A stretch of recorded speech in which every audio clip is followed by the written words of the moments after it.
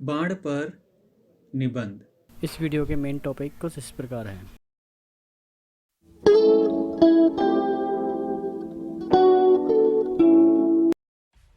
Subscribe कीजिए हमारे channel को और बेल आइकॉन को दबाइए हमारी लेटेस्ट वीडियो सबसे पहले देखने के लिए। प्रस्तावना। बाढ़ एक प्राकृतिक आपदा है जो किसी क्षेत्र में अत्यधिक पानी के जमा होने के कारण होता है। यह अक्सर भारी बारिश का नतीजा है। कई क्षेत्रों में नदी या समुद्र के पानी के स्तर के बढ़ने के कारण, बांधों के टूटने के कारण और बर्फ की पिघलने के कारण बाढ़ का सामना करना पड़ता है। तटीय क्षेत्रों में तूफान और सुनामी इस स्थिति का कारण बनते हैं। बाढ़ के कारण भयावह स्थिति उत्पन्न हो जाती है। इसका नाम सुनते ही लोग कांप उठते हैं। जो भी एक बार बाढ़ की चपेट में आ जाता है, उसके बाद उसे इसी के नाम से भी डर लगने लग जाता है। बाढ़ का रूप इतना विकराल होता है कि जहाँ पर भी बाढ़ आती है वहाँ पर चारों तरफ त्राही त्राही मच जाती है। बाढ़ आने के कारण। बाढ़ आने के कारणों को हमने दो चरणों में बांटा है, प्राकृतिक और अप्राकृतिक बाढ़। सबसे पहले हम प्राकृतिक बाढ़ के बारे में चर्चा करेंगे। बाढ़ आने के कारण। प्राकृतिक बाढ़। प्राकृतिक कारणों से आने वाले बाढ़ को प्राकृतिक बाढ़ कहा जाता है। इसके कारण निम्नलिखित हैं। पहला, अधिक वर्षा होना। कभी कभी एक ही स्थान पर अधिक मात्रा में लगातार वर्षा होती रहती है, जिसके कारण चारों तरफ जल भराव हो जाता है और कुछ समय में यह जल भराव बाढ़ का रूप ले लेता है। दूसरा, बादल का फटना। बादल के फटने के कारण कुछ ही घंटों में अधिक मात्रा में जल का प्रभाव होता है, जिस कारण तेज गति से जल बहता है और बाढ़ की स्थिति उत्पन्न हो जाती है। बादल ज़्यादातर पहाड़ी क्षेत्रों में फटते हैं। हमारे देश में उत्तराखंड राज्य में लगभग हर साल बादल फटने के कारण बाढ़ आती है। तीसरा, ग्लेशियर से बर्फ का पिघलना। पृथ्वी का तापमान बढ़ने के कारण बड़े बड़े ग्लेशियरों से बर्फ अधिक मात्रा में पिघलना शुरू हो जाती है, जिसके कारण पहाड़ियों में तेज गति से जल का प्रभाव होता है और यह जल इतनी अधिक मात्रा में होता है कि किसी भी शहर या गांव को आसानी से बहा लेकर जाता है और उसे पूरा डुबो सकता है। चौथा, नदियों में उफान आने पर। अधिक वर्षा या बर्फ के पिघलने से नदियों में बहुत अधिक मात्रा में जल चला जाता है, जिससे नदियां अपने पथ को छोड़कर चारों ओर बहने लगती हैं और नदियों के पास गांव और शहरों के निचले इलाके में बाढ़ आ जाती है। पांचवा, समुद्री बाढ़। समुद्र के जल से आने वाले बाढ़ को सुनामी भी कहते हैं। यह तब आती है जब या तो कोई चक्रवाती तूफान आता है या समुद्र के किसी हिस्से में तेज भूकंप आता है, जिसके कारण ऊंची लहरें उठती हैं और समुद्र का पानी शहरों और गांवों में अंदर तक घुस जाता है, जिससे बाढ़ का माहौल बन जाता है। इस बात से समुद्र के तटीय इलाके बुरी तरह प्रभावित होते हैं। समुद्री तूफान की लहरें 10 फुट तक ऊंची हो सकती हैं, जो कि किसी एक घर की ऊंचाई से बहुत ज्यादा है। अप्राकृतिक बाढ़। अप्राकृतिक बाढ़ इंसानों द्वारा किए गए कार्यों के कारण आती है। इसके निम्नलिखित कारण हैं। सब्सक्राइब कीजिए हमारे चैनल को और बेल आइकॉन को दबाइए हमारी लेटेस्ट वीडियो सबसे पहले देखने के लिए। पहला, बांध का टूटना। इंसानों द्वारा जल संग्रह के लिए बड़े बड़े बांध बनाए जाते हैं, लेकिन भ्रष्टाचार और खराब निर्माण के कारण बांध मजबूत नहीं बनाया जाता, जिससे कुछ ही सालों में हजारों लीटर पानी से भरा हुआ बांध टूट जाता है। इसके कारण एक साथ तेज गति से जल प्रवाह होता है और बांध के आसपास के इलाके पानी में डूब जाते हैं। यह बाढ़ अचानक आती है, जिससे लोगों को संभलने का मौका भी नहीं मिलता और इसमें जान माल की हानि अधिक होती है। दूसरा, ग्लोबल वार्मिंग के कारण बाढ़ आना। ग्लोबल वार्मिंग यह स्थिति इंसानों द्वारा ही पैदा की गई है, क्योंकि इंसानों द्वारा अंधाधुंध पेड़ों की कटाई की जा रही है। साथ ही इतनी अधिक मात्रा में प्रदूषण फैलाया जा रहा है, जिसके कारण पृथ्वी का तापमान बढ़ रहा है और साथ ही पृथ्वी का वातावरण भी बदल रहा है, जिसके कारण कहीं पर अधिक मात्रा में सूखा पड़ता है तो कहीं पर बहुत अधिक मात्रा में वर्षा हो जाती है और पृथ्वी का तापमान बढ़ने के कारण ग्लेशियरों पर बर्फ के रूप में जमा हुआ लाखों लीटर पानी पिघलने लगता है, जिसके कारण बाढ़ की स्थिति उत्पन्न हो जाती है। तीसरा, प्लास्टिक प्रदूषण। भारत में अधिक मात्रा में प्लास्टिक को काम में लिया जाता है और फिर इस प्लास्टिक को ऐसे ही खुले स्थानों पर फेंक दिया जाता है, पर यह प्लास्टिक पानी के निकास के लिए बने हुए बिलों में जाकर फंस जाता है, जिसके कारण जब भी बरसात होती है तब बिलों से पानी निकल नहीं पाता और बाढ़ के हालात बन जाते हैं। बाढ़ के दुष्परिणाम। बाढ़ आने से भयंकर तबाही होती है। यह बहुत दिनों तक तबाही मचाती है। इसमें बाढ़ आने पर भी नुकसान होता है और बाढ़ के पानी सूख जाने पर भी नुकसान होता है। जनहानि।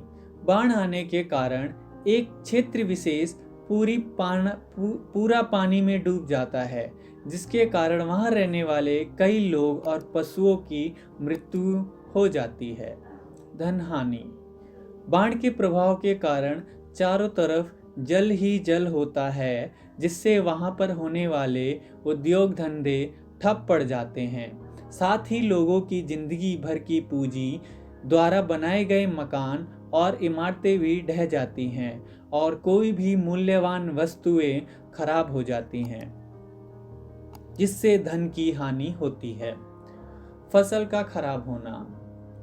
बाढ़ आने के कारण किसानों द्वारा बोई गई पूरी फसल खराब हो जाती है, जिसके कारण खाने पीने की वस्तुओं के दाम बढ़ जाते हैं और किसानों की फसल नष्ट होने के कारण वे और भी गरीब हो जाते हैं। उनके खाने पीने के लाले भी पड़ जाते हैं। जल प्रदूषण होना। बाढ़ आने के कारण पानी में तरह तरह के रसायन और नालों का पानी मिल जाता है, जिसके कारण स्वच्छ जल की आपूर्ति नहीं हो पाती है और वहां रहने वाले लोगों को दूषित जल के कारण मृत्यु भी हो जाती है। बिजली कटौती।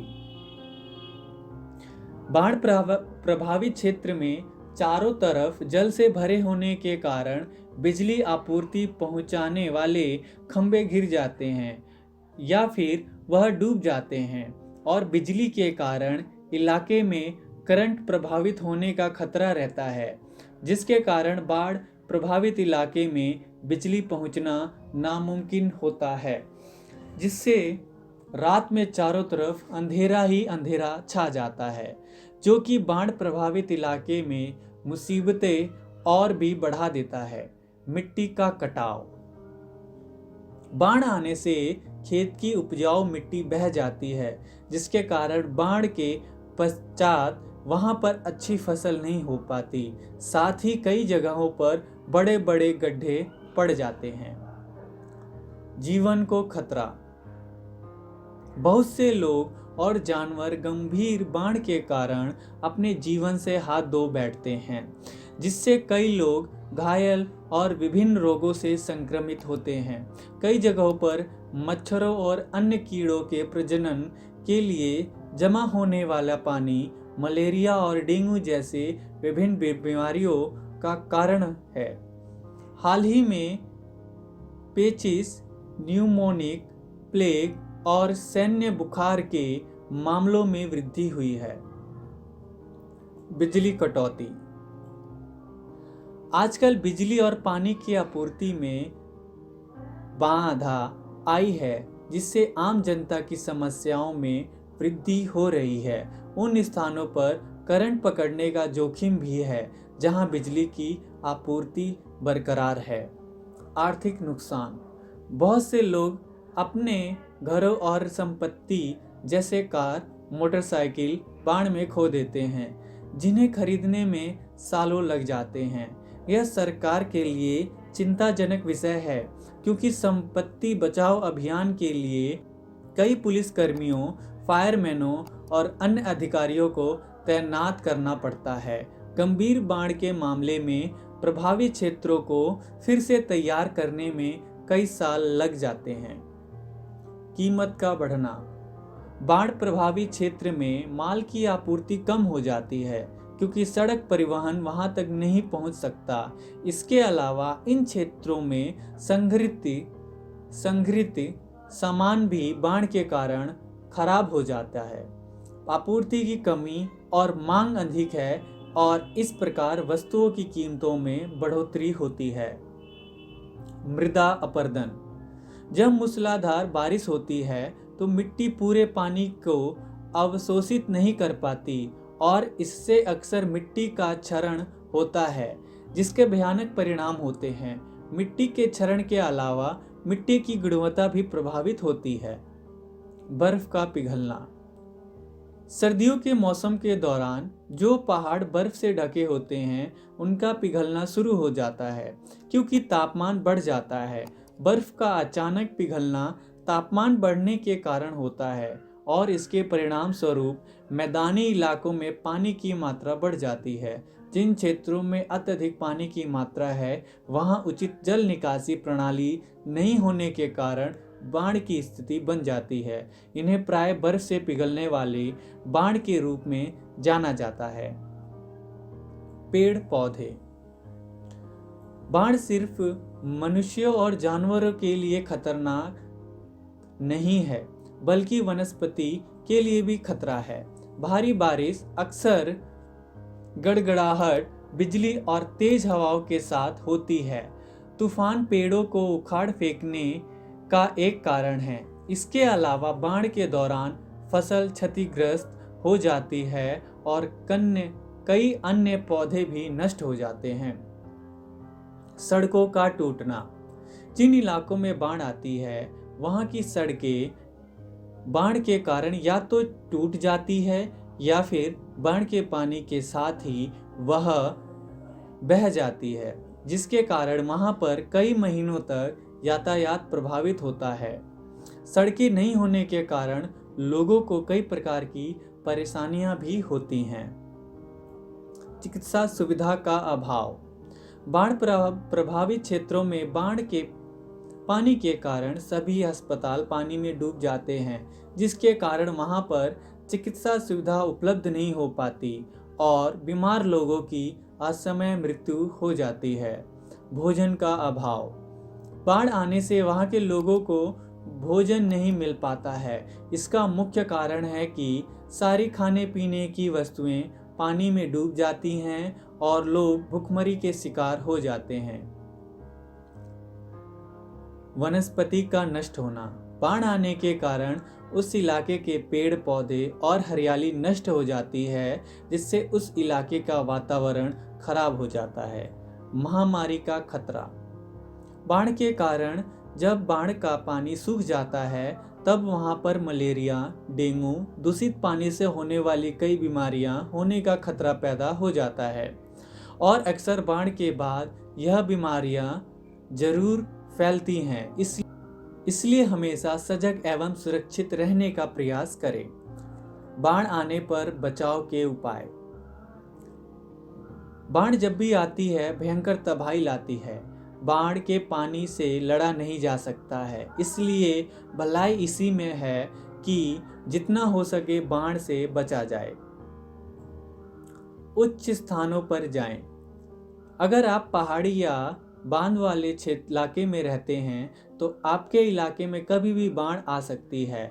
कभी कभी अचानक बाढ़ आ जाती है जिससे बहुत ज़्यादा हानि होती है और सब कुछ देखते ही देखते नष्ट भ्रष्ट हो जाता है। इसलिए आप जब भी अपने घरों में एक लिमिट में ज़्यादा पानी आने लगे जाए तो हमेशा ऊंचे स्थानों की ओर प्रस्थान कर जाएं। बाढ़ के पानी के बढ़ने का इंतजार ना करें, क्योंकि यह पानी कभी भी बढ़ सकता है और फिर आपका घर से निकलना नामुमकिन हो जाएगा।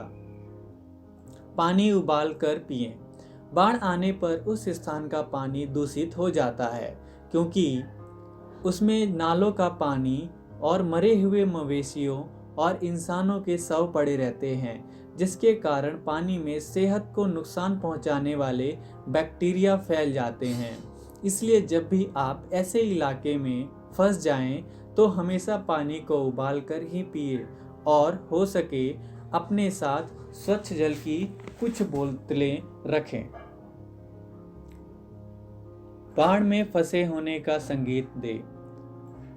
कभी कभी बाढ़ इतनी तेजी से आती है कि लोग घरों में ही फंसकर रह जाते हैं और बाद में भी घरों की छत पर चले जाते हैं, लेकिन अधिक समय तक बाढ़ के पानी वाले घरों में रहना खतरे से खाली नहीं है, क्योंकि बाढ़ के कारण इमारतें गिरने का खतरा बना रहता है। इसलिए हमेशा छत पर लाल कपड़े से मदद के लिए चिन्ह बनाएं, जिससे सरकार द्वारा चलाई जा रही बाढ़ राहत के हेलीकॉप्टरों को पता चल जाएगा आप कहां पर फंसे हुए हैं। अगर आप ऐसा करते हैं तो आपको बचाए जाने की संभावना और अधिक हो जाती है।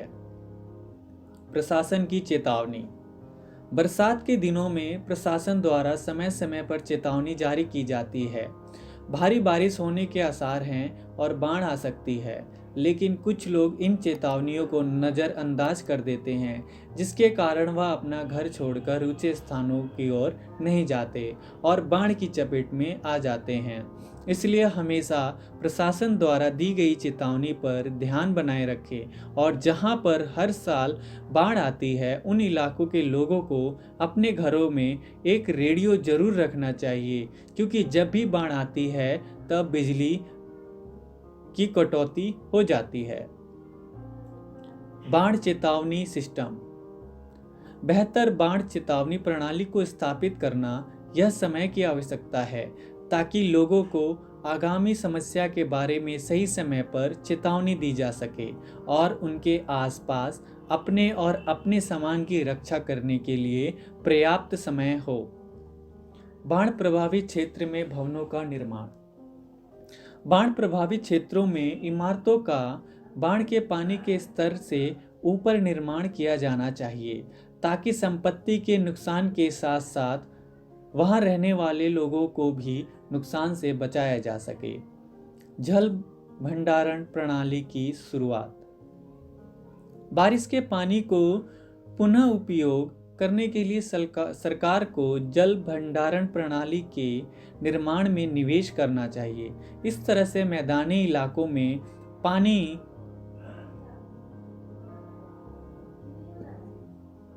के प्रभावित होने और बाढ़ का कारण बनने की बजाय पानी का अत्यधिक इस्तेमाल किया जा सकता है।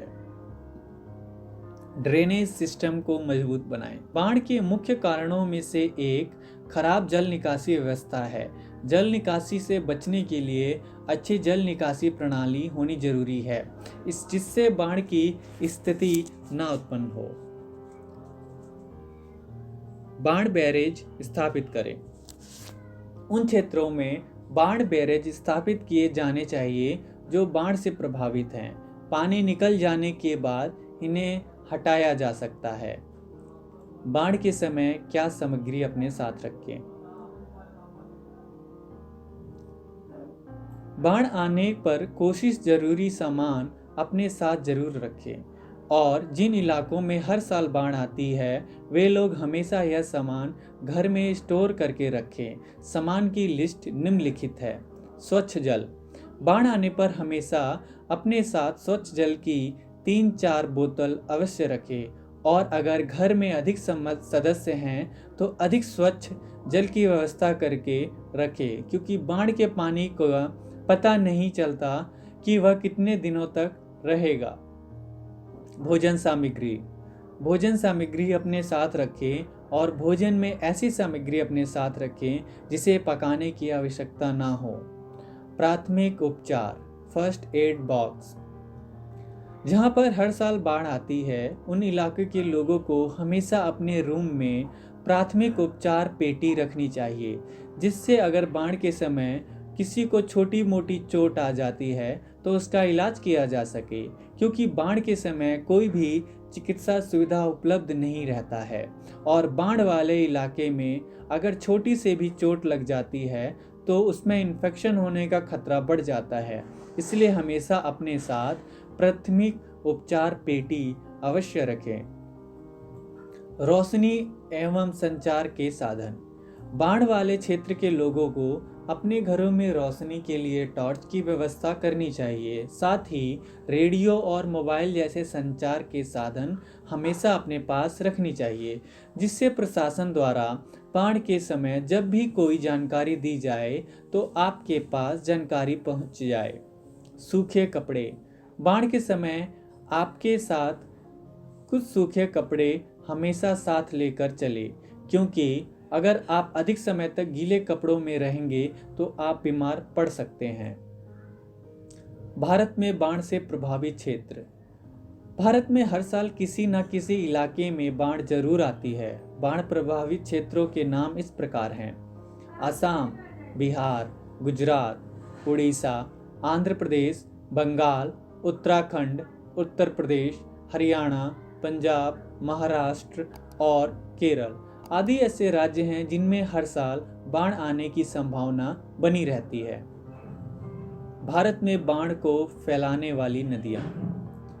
हमारे भारत देश में बहुत बड़ी नदियाँ हैं जिनमें हर साल अधिक मात्रा में पानी आने के कारण बाढ़ आ जाती है, जिनके नाम इस प्रकार हैं: गंगा, यमुना, रावी, गंडक, घंघर, कोसी, तीस्ता, ब्रह्मपुत्र, सतलज, दामोदर, साबरमती, गोदावरी आदि नदियों के कारण हर साल बाढ़ आती है।